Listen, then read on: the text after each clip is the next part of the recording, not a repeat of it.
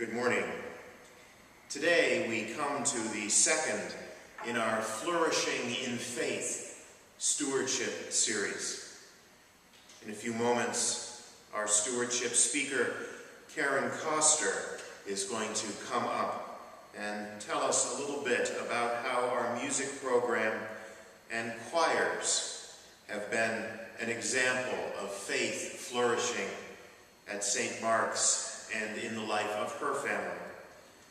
Before she does that, I would like all of us to pause for a moment and think about the very nature of faith.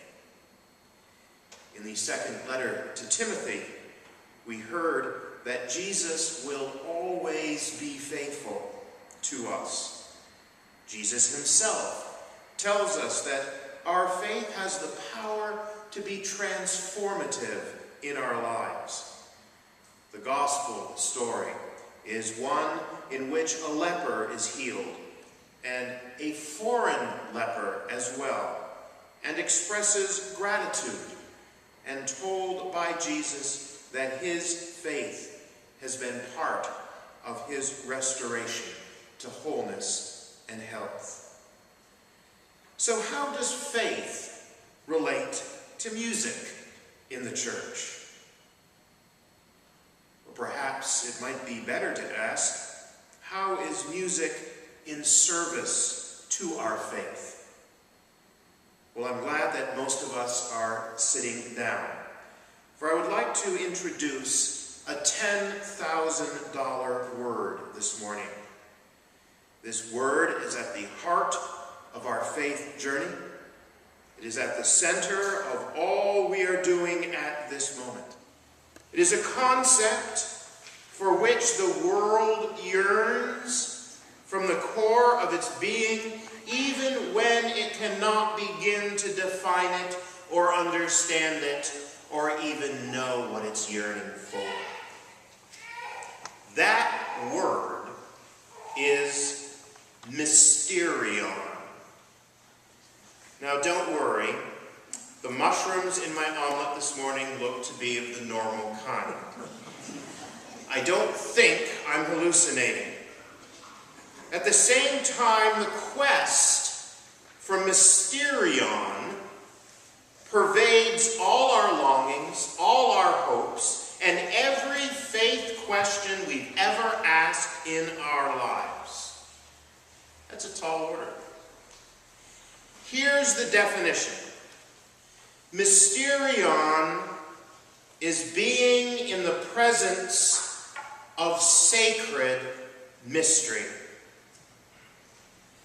Greeks liken this to diving into a pool of crystal clear water, yet water so deep that even with our eyes wide open and the clarity of all we can bring to bear, we cannot begin to see the bottom or how deep this pool goes.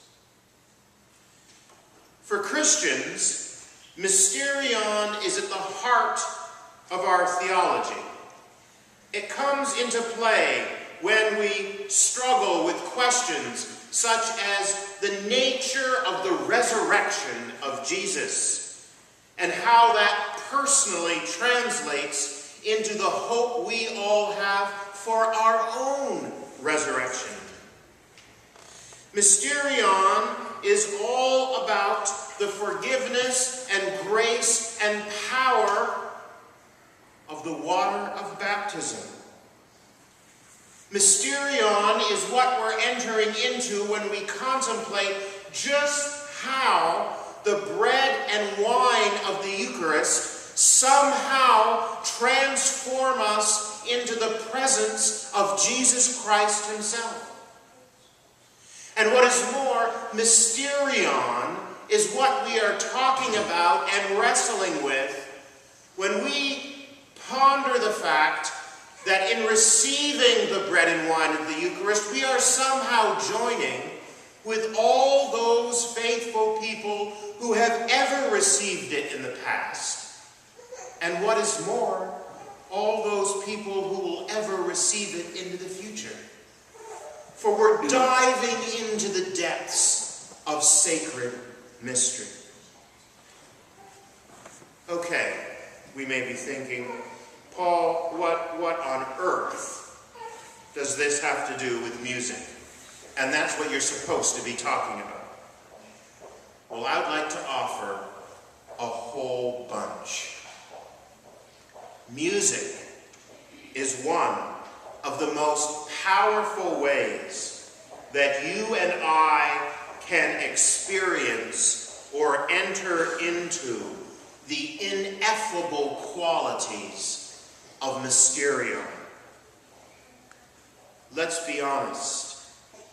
Have we ever been singing a hymn and suddenly, for no explanation, the tears begin to flow? Have we ever been singing a hymn when suddenly the goosebumps begin to appear? Or we feel a rush of emotion so powerful that for a moment we can't sing a note at all?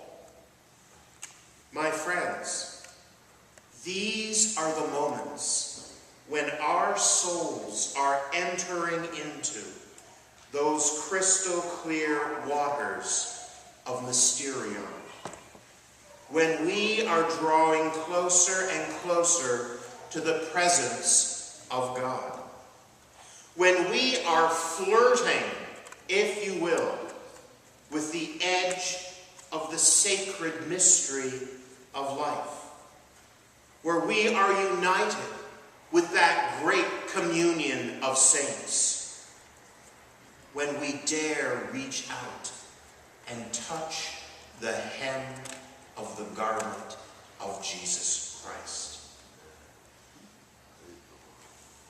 In thanksgiving for the power of sacred music to carry us along our faith journey to the doors of heaven itself, it is my pleasure to introduce today's flourishing in faith speaker, Koster.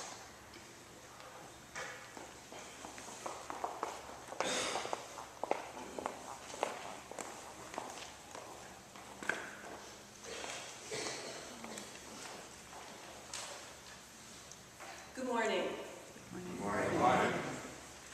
I'd like to share some thoughts about stewardship as it relates to the music programs here at St. Mark's. Our family moved here from New Jersey about 2 years ago when I had a job transfer here to Columbus. In order to explain how we got here, I need to go back to our roots in music and in worship, and how those have been intertwined. Our sons, Peter and John Scholkoff, began singing at a very young age when we were members of Grace Church in Madison, New Jersey. John is now a senior and Peter is a freshman at the Wellington School. When our children were in preschool, there was a chapel choir program for children 5 years and younger. I will never forget our son John singing in his angel costume during the pageant, despite the fact that he had a bloody nose and he had tissue stuffed up his nose. He continued singing, and he clearly liked singing so much that it really didn't matter to him.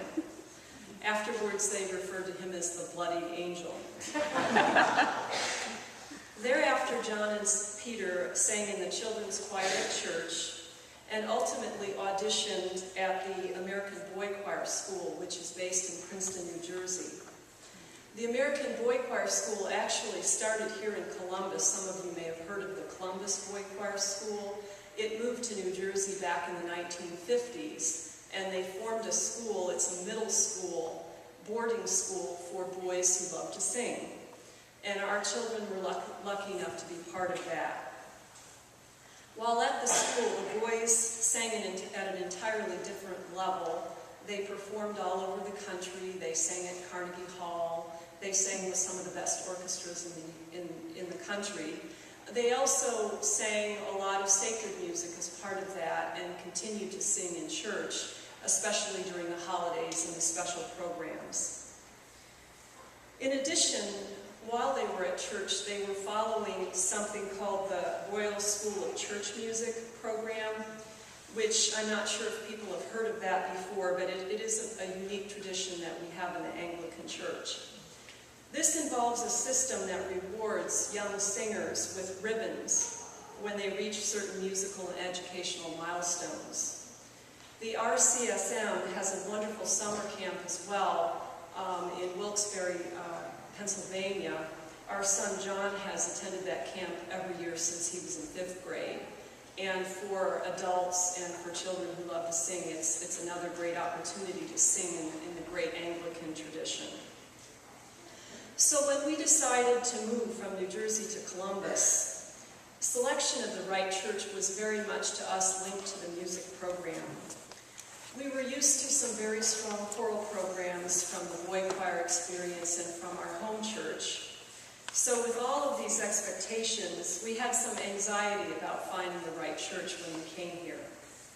I first came out here with my son John and basically interviewed Matt about the music program to see if it would be the right fit. And Matt was very diplomatic about the whole thing, by the way. Then when my husband Ernie arrived, he also joined the choir. And finally, Peter joined over the summer when he was home from the school.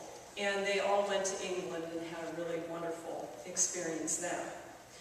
Peter actually, since then, has quite a passion in English Renaissance music and loves the fact that the choir does Thomas Tallis and William Byrd and some of those great composers. So our whole family has really, since we've come here, been immersed in the choral program. I'm the choir widow, and I'm the one who sits in church by myself because the rest of my family's in the choir. So if you ask John and Peter what shaped them most during these early years, and what brought them to church every Sunday, they would tell you that it was the music and the choir programs. And now that they are in high school, there are many other things that high school children want to do on Sunday mornings, like sleeping, for instance. But every Sunday, our boys are here, and they're here singing, and I'm sure that they're picking up a little bit of the other things that go on in church at the same time. So to us, and I believe many of us, music is an integral part of worship. It's a part of our faith, and it's the way we celebrate God's gifts in this world. What we found since coming here is really a treasure. The church has provided a wonderful venue for us to worship and to continue to sing and make high-quality music. The level of musicianship here in this church matches some of the quality of the best churches that we've been to on the East Coast. Matt is using the Royal School of Church Music methods as well here at St. Mark's with the Canterbury Choir, and that helps provide motivation to young choristers to advance musically and liturgically. The adult choir also attracts excellent quality singers. So all in all, this is wonderful and really a great opportunity for us, whether we're sitting listening to the beautiful music or if we're participating in it. So I think that you don't really have to be a music expert to recognize that what we have here is very special. So I encourage everyone here to listen to the anthems you hear and appreciate what you receive every Sunday. If you or your children have an interest in music, please consider participating. And in fact, there was just an article, an editorial in the New York Times this morning that I was just reading about music and its link to success, career success. Very interesting if you get a chance to see it. It talked about some of the most successful people of all time and how many of them happen to be musicians and how music teaches you other disciplines that help you be successful in many other ways. So again, if you or your children have musical inclinations, please consider participating. They'll give back to you so much more than you would expect. And during stewardship season, we take the time to reflect in the programs we're supporting and think prayerfully about those gifts. And I would encourage you to give generously, participate in the stewardship season, and really listen to the gifts from God that are in the voices that you hear every Sunday. Thank you.